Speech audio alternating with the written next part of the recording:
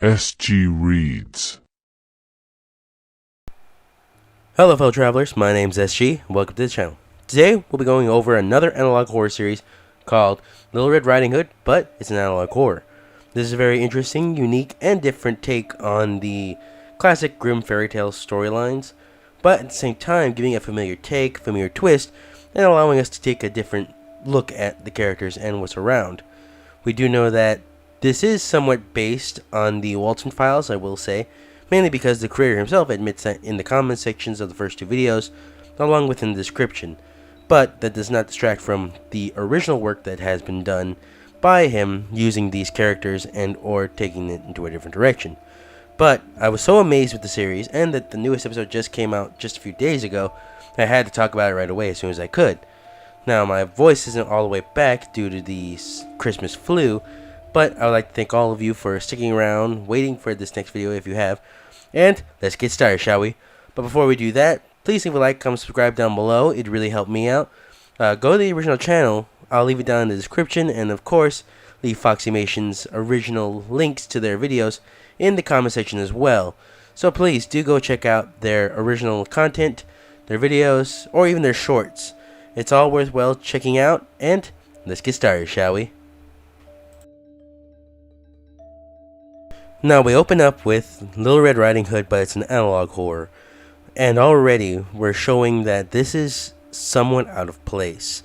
The animation's already taking a different turn.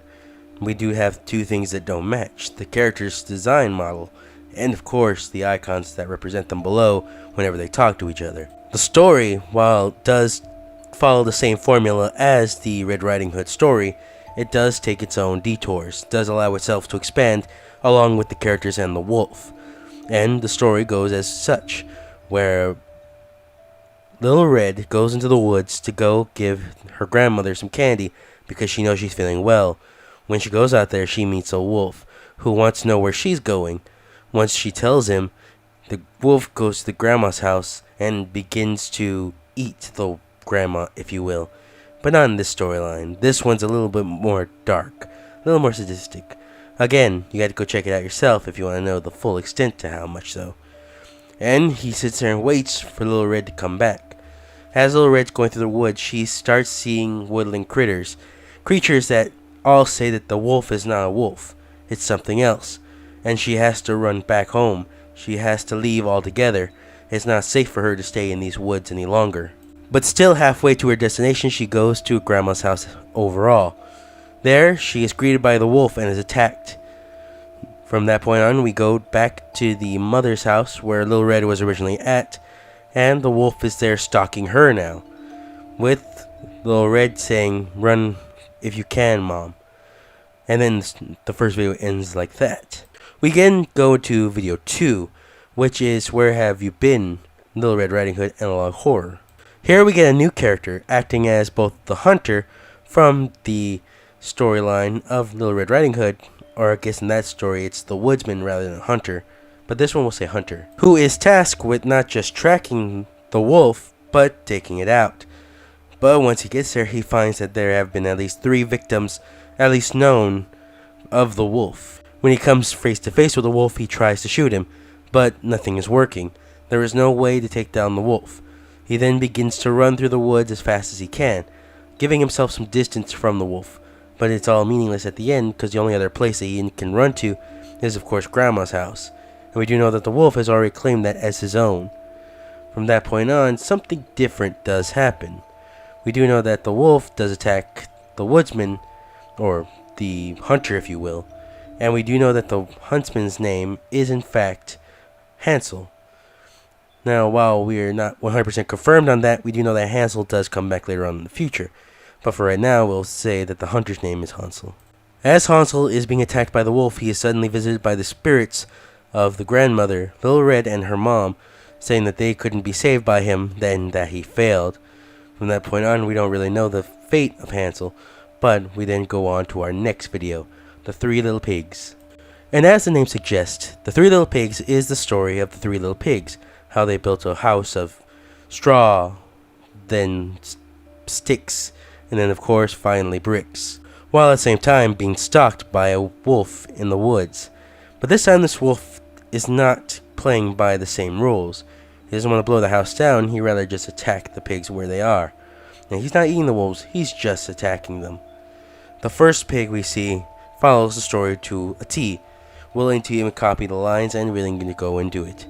But instead of blowing the house down, he just bursts in through the front door and attacks the little pig. And ultimately, we go on to the next pig after that, the one who made his house of sticks. Now, after we fix the house of sticks, and of course, finding out little clues here and there of what's happening, but we'll talk about that in a minute, we are visited by the wolf again, but this time he has the voice, and or at least this similar tone to the first pig. The second little pig is thrown off by this, and asks, "If you are my brother, then you show yourself." The wolf then smiles, shows himself with the first pig in hand. And from that we do know that this become more of a game, more of a sadistic cat and mouse, suggesting that this was not the first day that the second pig had been tortured by the wolf, not physically, but rather mentally. So we will leave that up for now, but we do know that the little pig does not make it to the end of that night. As for the third pig, we do know that he is visited by the spirits of the first two, and we are told that he is going off script at this point. He's not even using the dialogue boxes that were given him beforehand, like the other two have, and he's not even using the voices that are pre-programmed for himself. He is going off and saying that he wants to end the tyranny of the wolf as a whole by setting the house on fire with the wolf inside. And we see that he does just that, ultimately ending the wolf's remaining life after all this time, and having all the spirits move on from that point on. And we do know that a lot of the characters that we see throughout the game are in fact those that we've seen throughout the rest of the series. And while there are certain Easter eggs I do want to talk about, we're going to talk about them in bits. But for the most part, that is the story of Little Red Riding Hood and the Three Little Pigs. So, like I said, if you want to get the full experience, the one that's not said by me, please do go check out the original videos. I'll leave in the comment section the original links to the 3 videos, and of course in the description. Please go support the original creator. I cannot stress that enough. I do think they deserve more attention for these videos. Alright, with that being said, let's move on, shall we? Now, when talking about these analog horrors, there's one thing that we do talk about constantly in this channel, and that is who is the narrator and or the player of this. Now, usually, there is something specifically shown and or talked about. This is no different than that. But there is a certain hidden feature in this that I've noticed since the very first episode, and that being that these videos are told through a game, not just a game, an educational game that would have been created sometime between the late 1990s to early 2000s, something you would see children would play. Somebody like a first grader or somewhere along those lines. But for the most part, those are important facts. But right now, not for right now. That we're here to talk about that because they talk about somebody watching these events, somebody playing these events. And we do get that at the very end, the very last character, that being Hansel. And Hansel tells that Gretel is the one playing these games. She's the one experiencing it all. Now, what her age is pretty much a moot point. But we do know that Hansel is the wolf himself, because his spirit seems to come out of the wolf, or at least talks for a brief moment. While he is a condemned spirit in these games, it would seem, he is not someone who regrets his actions, as he said. But we'll talk about that again, like I said before. But as I said, there's been hints that this has been a game since the very beginning, since the very first video, and that being the dialogue boxes. A dialogue box would not exist if there were already existing voice actors. And we do know that the wolf is a voice actor as well. Well, in a way. The wolf is just using the program of the computer to mimic speaking, if you will. It's not actually using no actor or a voice to make these words. He's using what's necessary to him, and that being the computer and sound effects. That's why it sounds so grainy. That's why it sounds so off-putting, because there is no voice. There was never a voice for him. A lot like the last little pig we saw, the pigs were using their dialogue boxes or the lines given to them in the computer programming, except for the last one, who went off script and was using the programming as well to create his voice. So for right now, we could tell that there was already this idea that this was a video game, and we just didn't really know who was playing it. But as of right now, it's a good bet that it is Gretel who is in fact playing these games. There are many hints to suggest that this was already a video game, mainly not just what I've said before about the voices, but rather that in the very first video, we do know that the wolf, when confronting Little Red, was saying that he wanted to meet the grandma, but then ran over there to the direction. We do see that physically happening, but that whole map transition felt just like a loading screen. Now, anybody who's played a game back in the PS1, PS2 era knows that loading screens have been done to kind of distract you while the game is loading. It's happened with a lot of games. Look at Mass Effect, the original game, as being a guilty contender for that, where they used the elevator sequence to help load the next section of the game to come in. That is, I believe, is done in a similar vein. The Little Pigs side is obviously done to be a show that it is a video game, showing that it devolved from being the game that was designed to be and has become something more personal, something an entity got stuck in. And we do know that the entity got stuck in there along with his victims. The owls seem to suggest, along with the rabbits and other woodland critters, say that they are stuck there just like the Little Red and her family and the pigs, and they don't know how else to stop this, that he is not a wolf, he is a monster. So we do know for a fact that most of them are aware that they are stuck in the game, or at least pawns of the wolf himself. The little pigs seem to understand that as well, so as soon as they lost their lives, they knew that they were stuck too. Now, the only outlier in this would have been Little Red Riding Hood, what had happened. Now, that was the second video in the series, and was told mainly from a first perspective, I guess you could say, imagery, from the huntsman and or woodsman. But as we know, that was already telling us something different, something far darker than what we would have originally thought, and something that we will talk about right now actually. So far the tapes seem to prove one thing, is that there were a string of murders, if you will, and that our version of Hansel, from Hansel and Gretel, was a detective on the case. It seems he was in search of whoever was behind these slayings, if you will, and for the most part ended up finding it and getting in trouble himself. We don't know much about Hansel other than he is another important figure in the main overall story. So, what we do know about him is that he is a cop who is portraying the woodsman in this one. Again, going with the idea that each of these characters represents an actual person, this is just how whoever is viewing this in the real world. The interesting part about Hansel, though, is that he seems to take everything personally. He seems to take everything to heart, as if everything that's happened up to this point is his fault. We don't really know much more than that, other than we can't really say that for a fact that that's what's happening, right? There's no way Hansel could have known this, because he seems to be the one that was aware this whole time about the slayings. At the same time, an interesting part was that the wolf knew Hansel. Knew him personally, called him Hansel. That's the first time we actually know his name, as a matter of fact. So for the most part, it does seem that him and the wolf are connected in some way, shape, or form. So with all that being said, our main question goes back to, who is the big bad wolf? And more importantly, who is our main antagonist, the witch, in this story? The wolf is no doubtly a man in this scenario. It's just how it is. They depict him as a wolf, but I think that means he's more of a predator than anything else. And in fact, I think that's just how the game wants to portray him, or he wants to portray himself in the game. In this scenario, I do think that he is just a regular person. He's a grown man that wears overalls, was probably known in the area, which it brings me back to why is this setting so peculiar. This is a large wooded area, and we do know for both the Little Red Riding Hood character and, of course, Hansel's story, we do know that they do have a first-person perspective of being in the middle of the woods. So that leads me to believe that this is a small town, densely tree-centered, if you will, more like there's a forest in the area. So that does give some leeway to that kind of idea. while at the same time it seems that they rely more on the sheriff, aka a hunter, rather than an actual police officer and or a mix of police officer / sheriff.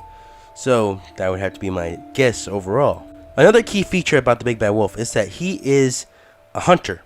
He's a predator, that is true, but he's also very sadistic. He loves to mess with his prey.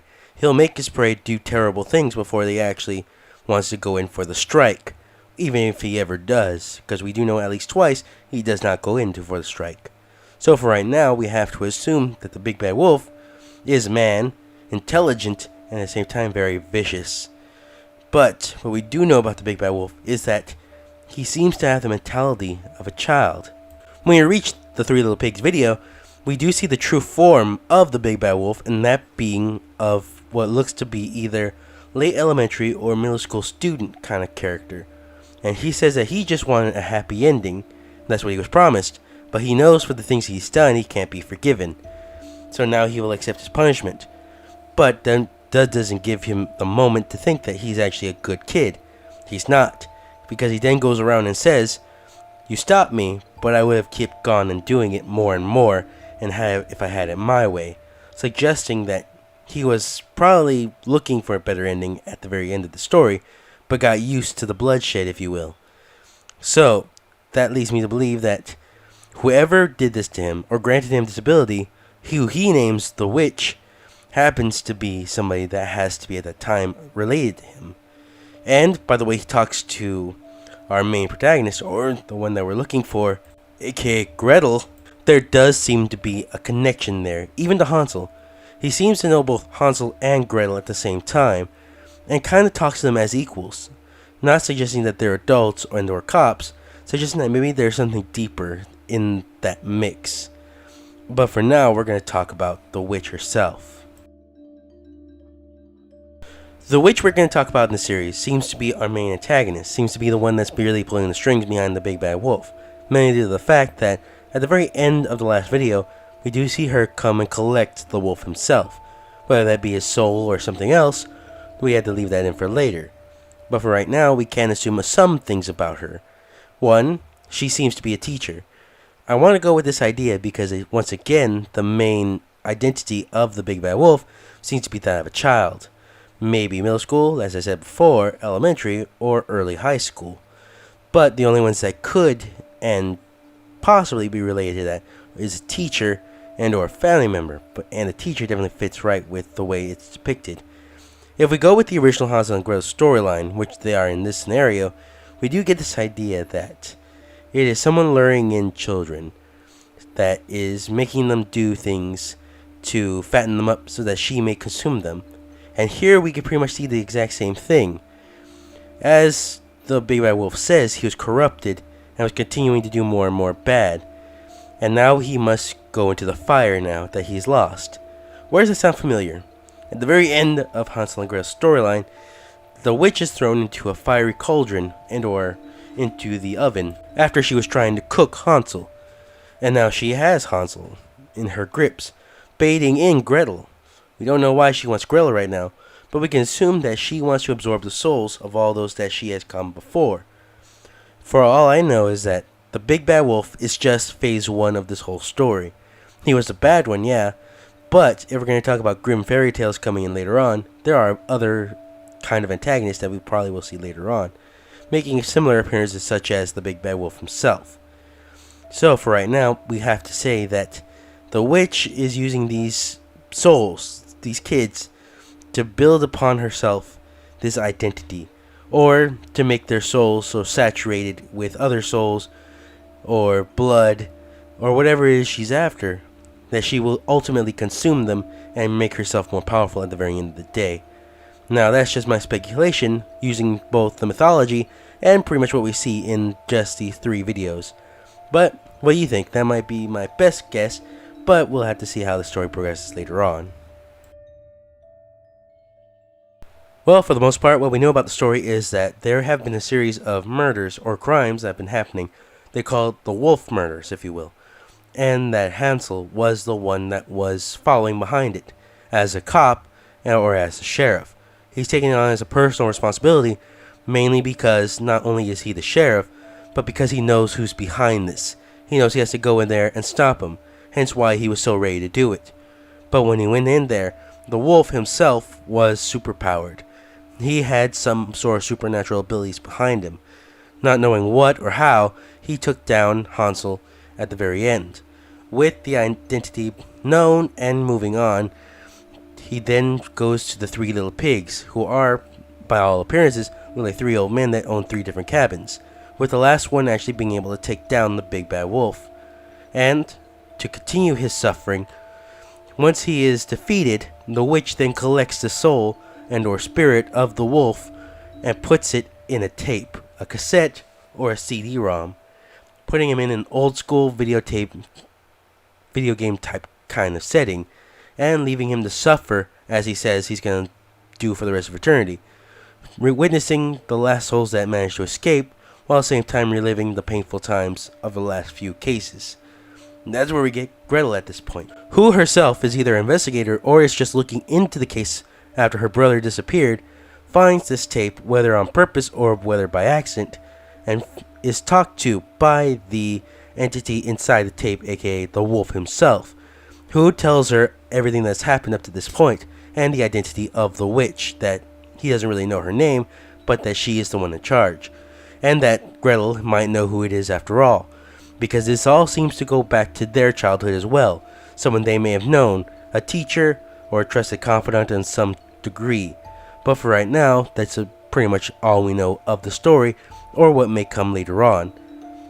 Alright, I hope you guys enjoyed this video. It was definitely a fun series to check out. I do enjoy all the characters. There are some creepy imagery here. Please do go check it out when you can. Support the original creator, as I said before. I'll leave the links down in the comment section and also in the description if you want to check it out.